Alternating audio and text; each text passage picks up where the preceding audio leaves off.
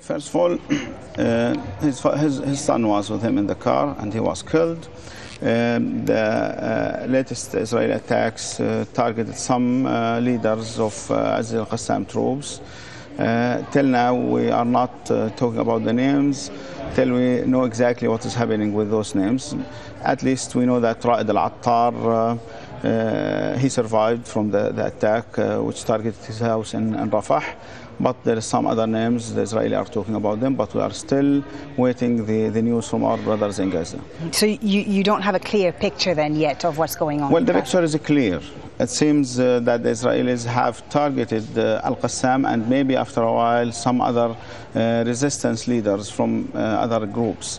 2 days ago, there was, let me say, a deal between both Hamas and the Israelis. Right, a truce. Truce. It was by the mediation of the Egyptian side, and they've said they will not target Gaza anymore, and according to that, the Palestinians will stop targeting the Israeli side by their rockets. Now they have started, I think, not only an attack, it's a long operation against Gaza. They are working, and as they have declared, they are working to target the leaders, the local leaders, and also maybe some political leaders. Because of that, we are waiting. We are expecting some few days of act and reaction from the Palestinian side. So, what are you on your side, on Hamas's side? What are you considering in response to the killing of Mr. Jabari, to your military chief? Well, everyone knows that Mr. Jabari was the leader of al-Qassam troops during the war in Gaza 2008-2009, and he was the man behind kidnapping the Gilad Shalit and the prisoner exchange between Israel and Palestine operation. So they have started with this man because they believe they have a long revenge with him. But I have to say that al-Qassam troops have a clear hierarchy, and a new leader will stand in his position and he will continue. Who is the new leader? Till now, we will not declare any names because we are under fight. And in fact, even al-Jabari name, we did not declare that, but by the work it was declared. So there will be no clear names. And in Hamas, we don't talk about the militant leaders. But you will respond? We will. That must happen. I have to say clearly, we know that this road of the liberation is very long, and we have to sacrifice, and we have sacrificed a lot. Sheikh Ahmed Yassin, Dr. Abdulaziz Rantisi, Salah Shahada, who is the founder of Izzuddin al-Qassam troops, they were all assassinated by the Israelis, and then there was a reaction and a response from the Palestinian side. And I have just to give one note to say the assassination of Yahya Ayyash undermined the political position of Shimon Peres, and he lost the elections. If Netanyahu expects that he will win the elections after the assassination of Ahmed Jabari, he is totally wrong. How will you respond once again? Well, this is related to al-Qassam troops. We don't know how they will do that. But are we going to see more rocket attacks, or are we going to see suicide bombings inside Israel? Well, I can't say what will happen, but I know exactly. I'm sure that this will happen. Now, Hamas's leadership is scattered a little bit. They're no longer in Damascus. They're in Cairo, in Jordan, here in Qatar. How is that affecting your decisions to rule and your decisions to respond? How will it affect your ability to retaliate if, there doesn't seem to be one center of command? Well, the one who decides how to retaliate and how to act is al-Qassam troops itself, and the leadership is still in Gaza. So they can decide exactly what to do and how to do that. They just have to hear one sentence. You have to do that, and they will do it by their own way. As a leadership for Hamas, regardless to our geographic presence, we are still working, functioning, leading the many movement. people say that this is one of the weaknesses of Hamas. It's the fact that it's so scattered all over the region, and very often people don't know who's in charge. Well, we are used to turn our weak points to be one of the strongest points in Hamas. This kind of scattering all the region, I think, will give us good choices to work in different directions. What about your relationship with Fatah in the West Bank? We've heard from Saeb Erekat just a short while ago, who condemned this attack and said that he hoped that this would perhaps help reunite Hamas and Fatah. Well, I think every Palestinian will condemn what the Israelis have done. no Palestinian accept to see his brothers killed by the Israelis, regardless to our political differences and regardless to the Palestinian division.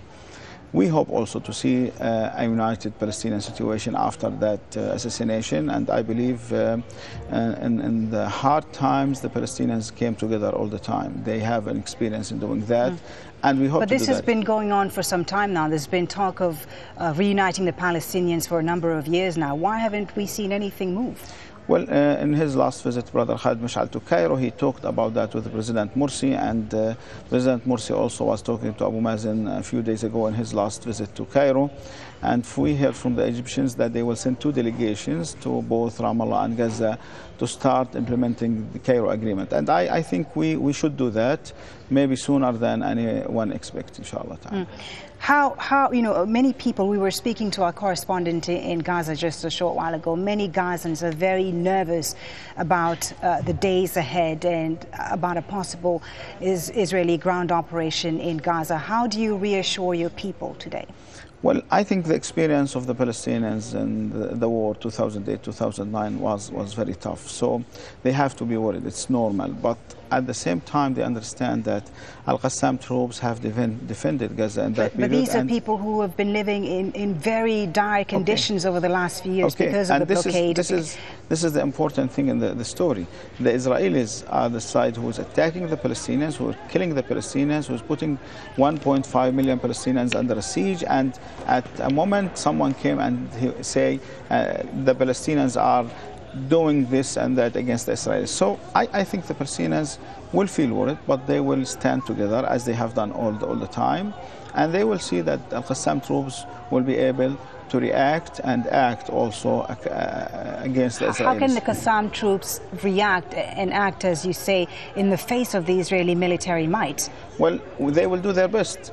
If they decide to have a war, you can't say, I will stand just watching. When they attack you, you will defend yourself. Okay.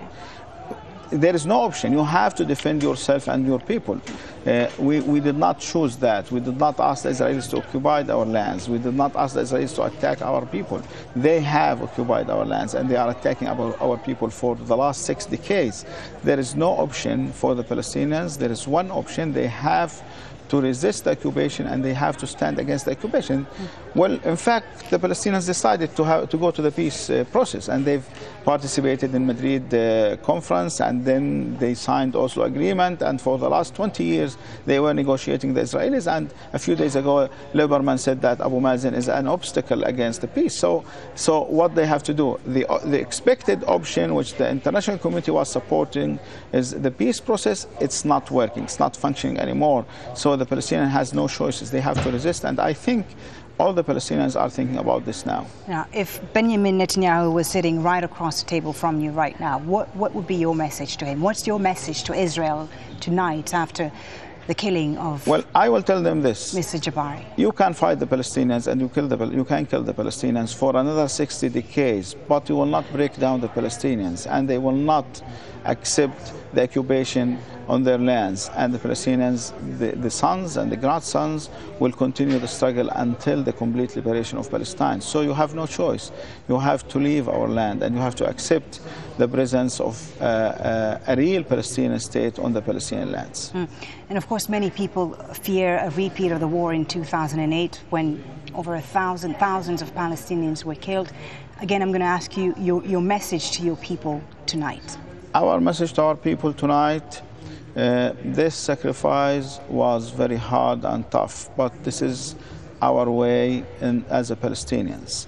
Most of our leaders, political leaders and militant leaders, were assassinated by the Israelis, and this did not stop the resistance, and this did not stop the Palestinian people march for their freedom. So we have to be responsible, and this blood will be a condemn against the Israelis, and it will be for the benefit for the Palestinians, inshallah. The international community, what would you like to see them say? What would you like to see them do? We've already heard from Egypt and the Freedom and Justice Party in Egypt condemning this attack. What would you like to hear from the United States tonight? Well, I have to say this. When President Obama was elected first time, he had a good speech in Cairo. And at that time, our comment was, well, this is a good speech, but we will watch the acts. And in fact, the United States did nothing important for the Palestinians in the last 4 years. This time we have to hear something new from President Obama. And I think if he wants to say something useful, he has to say, we know that Israel is an occupation and we will make an end for this occupation. And I think the international community can say that for Israel, stop it, enough is enough. And this will be a turning point to give the Palestinian people their rights. If that did not happen, if they've said you have to to accept that and that's it as a Palestinians, I think there will be no stability in the region. If someone is looking to have stability in the region, he has to give the Palestinian people their right. Otherwise, the Palestinians will continue till they have their rights by themselves. Ahmed Jabari, Mr. Hamdan, was a very important figure for not just the Qassam brigades, but for Hamas as a movement. Yes. How big of a void does he leave? Well, he was one of the leaders of the movement, not only for al-Qassam. And the loss is big, I have to say that. But we have, let me say, a good and well done hierarchy in Hamas. So there will be no vacuum. And I think tonight, before everyone go to sleep, there will be a new leader in the same position, making the orders, respected by his soldiers and as al-Qassam troops, and respected by his colleagues in the leadership of al-Qassam troops. We have faced such situations in more difficult times. We have faced that in the war against Gaza when we lost Saeed Siam, the Minister of Interior and the head of the security apparatus in Gaza.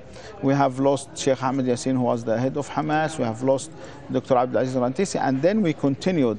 And I have to say, the founder and the major leader for al-Qassam troops, Sheikh Salah Shahada, was also assassinated, and we have continued, and no one was hearing about the names which everyone knows now. So and this will be continued. Just to point out that Mr. Jabari wasn't the only person who died in Gaza today. Medical sources in Gaza say 4 people were killed and 10 others wounded. One of them, a 4-year-old girl in Gaza City. The Israeli airstrikes continue in Gaza even after this killing, and Israel says it will continue in the coming days. So again, what many people are wondering tonight is how will Hamas respond? Well, let me say that there will be a response, and this will take in consideration the situation in Gaza and the situation in the region, but there will be a reaction from Hamas. And I have to say clearly, we don't see that the Israelis have a big choice to have a land operation against Gaza. They have done that in 2008, 2009, and they felt it will not be easy to do that another time. So they are concentrating on the airstrikes. Let us say. Why do you think this escalation now, Mr. Hamdan? I think we are talking about 3 reasons. The first one, there is an Israeli elections. And it's important for Netanyahu and the right-wing But the Palestinians parties have also been firing rockets into Gaza. It's not just the Israelis. Well, the one who started that was the Israelis. Well, the claims and counterclaims, as always. Well, if we went back to the history of the last 4, 5, 6 days, this will be clear. So that was a reaction from the Palestinians. So this is one of the issues. Netanyahu is trying to collect more votes in the coming elections. The second point, which is very important, I think the Israelis understands that the support, the political support and financial support for Gaza in the last few weeks, the Qatari projects, the Egyptian response, and there is some other leaders on the level of the region are planning to visit Gaza, and they want to put a limit for that. So they attacked Gaza, and they want to do that to prevent anyone from coming and to keep Gaza under the siege in a different way. The third point, I have to say. But on your part, why would the Palestinians launch the rockets into Israel? They're just responding, you say? Yes. Well, Israel claims the contrary, of course. They say the Palestinians launched the rockets. Well, this is the issue for the last six decades. The Israelis are saying, well, the Palestinians attacks us and they are the terrorists, and we are saying that we are resisting the occupation. I have to say, well, the problem is clear. There is an occupation in Palestine, and this occupation will not say for once that he is responsible for that. I think this occupation have to listen that from the international community. You are the occupation, and you have to take the responsibility for everything, and you have to be blamed as an occupation. Otherwise, I think there is nothing to be done. From your perspective, is there any appetite right now to go to war with Israel when you take into account what you were just saying a short while ago, that there is hope now that Gaza's international isolation will end with the visit of the Qatari Emir just a few weeks ago and different projects that are being launched there? Is there any appetite for war?